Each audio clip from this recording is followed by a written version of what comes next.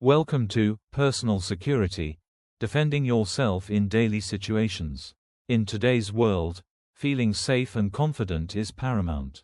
This course is designed to empower you with practical knowledge and skills to enhance your personal safety, not by living in fear, but by living with awareness.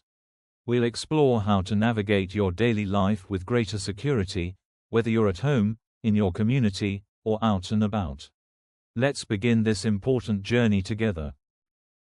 This comprehensive course is tailored for everyone, from beginners to those with some existing knowledge, who wish to bolster their personal safety. Our focus is on three key areas: learning to recognize potential threats before they escalate, understanding preventative actions you can take, and knowing how to respond effectively if confronted. We'll cover a spectrum of topics, from the foundational principles of situational awareness and de-escalation techniques to practical self-defense tactics designed for escape. Our aim is to equip you with tools for real-world situations. By the end of our time together, you will be able to develop and maintain strong situational awareness, a cornerstone of personal safety. You'll learn to identify subtle pre-attack indicators and recognize environmental risk factors. We'll equip you with effective de-escalation and deterrence techniques to prevent confrontations. You'll also understand the core principles of unarmed self-defense, always with the goal of creating an opportunity to escape. Furthermore, we'll discuss strategies for facing the extreme danger of armed threats, specifically edged weapons, and how to respond to common animal encounters, like aggressive dogs. Most importantly, you'll build confidence through understanding and practical application. We begin with the absolute foundation of personal security, awareness and prevention. It's often said, and it's true, that the most effective self-defense strategy is to avoid dangerous situations in the first place. This section emphasizes the critical role of situational awareness, truly understanding your environment, along with threat recognition and proactive preventative measures. Think of these skills as your first and most powerful line of defense against a wide range of personal attacks. It's about being proactive, not reactive. So, what is situational awareness? It's about actively scanning and understanding your environment using all your senses, not just sight, but hearing and even intuition. A helpful framework is the Cooper color code: white, unaware; yellow, relaxed alertness; orange, specific alert; and red, fight or flight. In public, your baseline should be condition yellow, relaxed but alert. Practice observing people's behavior, noting entry and exit points wherever you are, and identifying potential cover or escape routes. It's about being present in your surroundings. Attackers, contrary to some portrayals, often exhibit subtle cues or tells before they strike. Learning to recognize these pre-attack indicators can give you a crucial head start.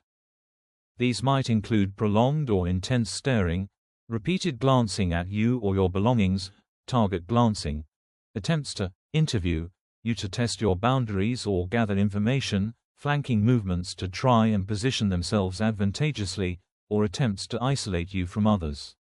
Understanding these common ruses allows you to identify and respond to a potential threat before it escalates into a physical confrontation.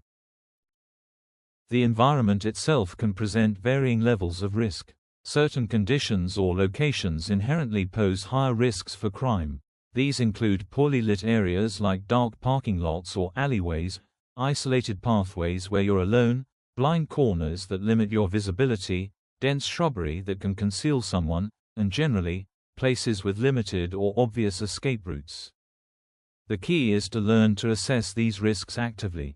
When you can, make choices to mitigate them, such as choosing well-traveled, well-lit routes, and avoiding known high-crime areas, especially when alone or at night. Travel, whether local or international, requires a heightened sense of awareness. Before you go, research your destination for common risks and local crime patterns. What are tourists typically targeted for? Ensure your accommodation is secure and be discreet with valuables. Flashing cash or expensive jewelry can make you a target. Be aware of common local scams. Importantly, know the local emergency contact information, police, ambulance, and have a basic plan for unexpected events, like getting separated from your group or losing your wallet. A little preparation goes a long way. Let's look at a real-world example of awareness in action. A shopper was returning to her car in a multi-story parking garage and noticed two individuals loitering near her vehicle, making her feel uneasy. Instead of ignoring her intuition and proceeding to her car, she paused, made eye contact to show she'd seen him, then decisively turned around and walked back towards the mall entrance to find a security guard or wait for other shoppers to pass. Her awareness and quick, decisive action likely deterred what could have been a robbery or assault. This highlights how trusting your instincts and taking preventative action can be incredibly effective. Not all potential threats need to, or should, escalate to physical violence. Often, strong deterrence through confident body language, coupled with effective de-escalation techniques and a prepared defensive mindset, can prevent a situation from becoming violent. This section focuses on how to project confidence, making you appear like a harder target, and how to manage potential confrontations verbally to avert attacks. It's about using your presence and your words as powerful tools for safety. Your body language speaks volumes. Projecting confidence can significantly deter potential aggressors who are often looking for an easy target. How do you do this? Pay attention to your posture. Stand tall with your shoulders back. Move with purpose, not hesitantly. Maintain appropriate eye contact, not aggressive staring, but enough to show you are aware and not intimidated. Practice assertive communication. This means being clear, respectful, and firm in your words and tone. The goal is to set boundaries effectively without being aggressive, which could escalate the situation. Words can be powerful tools for diffusing tense situations. Key verbal de-escalation techniques include active listening, truly hearing what the other person is saying, even if you disagree. Showing empathy, such as saying, "I can see you're upset," without conceding your safety or agreeing with aggression, can help. Try to find common ground, however small, or redirect the conversation towards a more neutral topic. Crucially, you must also learn to recognize when de-escalation is genuinely possible and when the other person is not receptive, meaning disengagement and creating distance becomes the necessary and safer option. Knowing how to clearly and calmly state your limits is a vital skill. This includes refusing unwanted or unreasonable requests, firmly telling someone to maintain their distance if they are invading your personal space, or disengaging from interactions that make you feel uncomfortable or threatened. A critical point here is to prioritize your safety over social politeness. Many people, especially women, are conditioned to be nice, and may hesitate to be firm for fear of appearing rude. Perpetrators can exploit this. If you feel threatened, your safety comes first. Now we move into unarmed self-defense. It's crucial to understand the primary goal here. It is not to win a fight or overpower an assailant. Instead, the goal of physical self-defense is to use simple, effective techniques to create an opportunity to escape the attack and reach safety. Effective unarmed self-defense relies on understanding leverage, using your body mechanics efficiently, targeting an attacker's vulnerable areas to cause temporary incapacitation or pain, and using your body's natural weapons, like your hands, elbows, knees, and feet. It's about exploiting an attacker's weaknesses while protecting your own, purely to facilitate your escape. A stable, balanced stance is fundamental. It allows for quick movement and the generation of power for strikes, while also making you harder to push off balance. A useful position is the fence, hands up and open, creating a non-aggressive barrier between you and a potential threat, yet keeping you ready to respond. When it comes to striking, targeting vulnerable points like the eyes, nose, throat, groin, and knees can cause temporary pain and disorientation, giving you that critical window to escape. The strikes themselves should be simple, powerful movements, not complex martial arts techniques. Focus on high-impact, gross motor skill strikes. These are easier to perform under stress. Examples include palm heel strikes, elbow strikes, which can be very powerful in close quarters, knee strikes, and kicks to the lower legs or shins. Generate power from your core and your body weight, even if you are smaller than your attacker. For escaping grabs and holds, like wrist grabs, chokes, or bear hugs, the techniques rely on leverage and targeted movements rather than brute strength. For instance, if someone grabs your wrist, you might target their thumb, the weakest point of the grip, or a vulnerable point on their arm to create space and break free. Let's consider a scenario. A person walking down a street was suddenly grabbed from behind by an individual demanding their wallet. Instead of freezing, the person reacted instinctively and decisively. They stomped hard on the attacker's foot and simultaneously drove an elbow back into the attacker's ribs. The surprise and pain from these simple, effective actions caused the attacker to loosen the grip. This momentary lapse was enough for the person to break free, shout loudly for help to draw attention, and run into a nearby store to safety. This illustrates how quick, decisive action using basic techniques can create that vital escape opportunity. Facing an attacker armed with an edged weapon, like a knife, a box cutter, or even a broken bottle, is an extremely dangerous and potentially life-threatening situation. The overwhelming primary goal in such a scenario is survival, and survival almost always means creating distance and escaping. If there is any clear path to escape, that is your best and often only viable option. Run. Create distance immediately. Your life is paramount. Property is irrelevant in this context. The 21-foot rule, or Tula drill, demonstrates how incredibly quickly an attacker with an edged weapon can cover distance and attack, often before you can react if you're too close.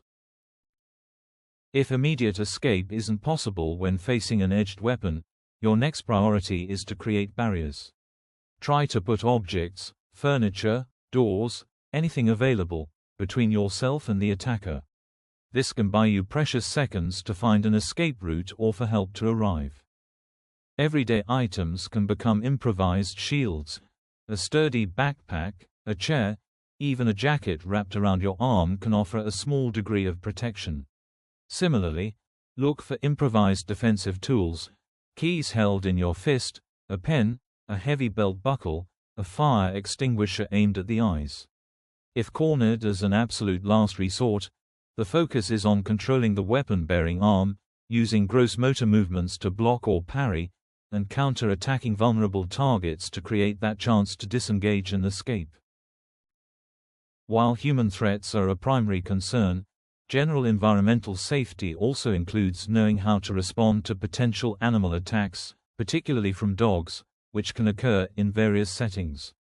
Understanding basic dog behavior and reacting appropriately can often prevent an attack or at least minimize injury. Learn to recognize aggression signals in dogs: a stiff body, a direct unwavering stare, growling, snarling, bared teeth, and raised hackles, the fur along their back.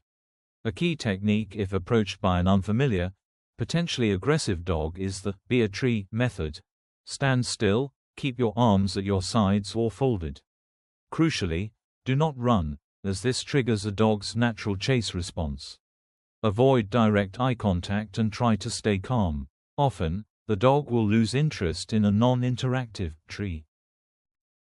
If a dog seems intent on attacking, try to place protective barriers between you and the animal: a bag, a jacket, a bicycle, anything you have. Use firm, deep verbal commands like "no," "stop," or "go home." This can sometimes deter a less committed dog. If an attack occurs and you are knocked down, curl into a tight ball, the fetal position, protecting your face, neck, and chest with your arms and legs. These are vital areas. Proactive measures are also important. Be aware of your surroundings, especially in areas with off-leash or stray dogs. And always ask an owner's permission before petting an unfamiliar dog, and teach children to do the same. Knowledge is important, but skills are built through practice. Regular practice is essential for developing effective personal security habits and for ensuring you can access these skills under stress, which causes fine motor skills to degrade. These exercises are designed to help build muscle memory and confidence. A simple situational awareness drill: whenever you're in a public place like a coffee shop or on public transport, take a minute or two to consciously observe. Identify all exits and potential escape routes. Note the general demeanor of people around you. Role-playing scenarios with a partner are also invaluable for practicing assertive refusal, de-escalation, and setting boundaries in a safe environment. To build muscle memory for physical responses, try a basic escape-focused striking drill using a punching bag or strike pads with a partner, ensuring safety. Practice palm heel strikes, elbow strikes, and knee strikes, always imagining you are creating an opening to flee. The monkey defense to escape drill involves assuming the protective monkey defense position, palms on back of head, elbows forward, while a partner simulates slow, controlled attacks towards your head. You practice adjusting your elbows to deflect, looking for openings to deliver a simulated counter, and then immediately disengaging. A distance management drill, using a soft foam noodle to represent an edged weapon, helps practice maintaining distance, shouting commands, and moving towards escape routes or barriers. Mastering personal security and effective self-defense is an ongoing journey, not a one-time event. The principles and techniques we've covered provide a solid foundation. Situational awareness is, and always will be, your most powerful tool. Confident body language and assertive communication can deter many potential attackers, and verbal de-escalation can prevent conflict. Remember that physical self-defense is always your last resort, focused on escape. When facing armed threats, distance and barriers are your best protection. And understanding animal behavior can help prevent or minimize injuries. Consistent practice and continued learning are crucial. Your primary goal in any potentially dangerous situation is always to avoid, de-escalate, or escape the danger. The knowledge and skills you've gained here are intended to empower you, to help you navigate your environment with greater confidence, and to assert your fundamental right to safety. Regular practice is essential. Consider joining a reputable self-defense class in your community or practicing these drills with trusted friends to maintain and improve your abilities.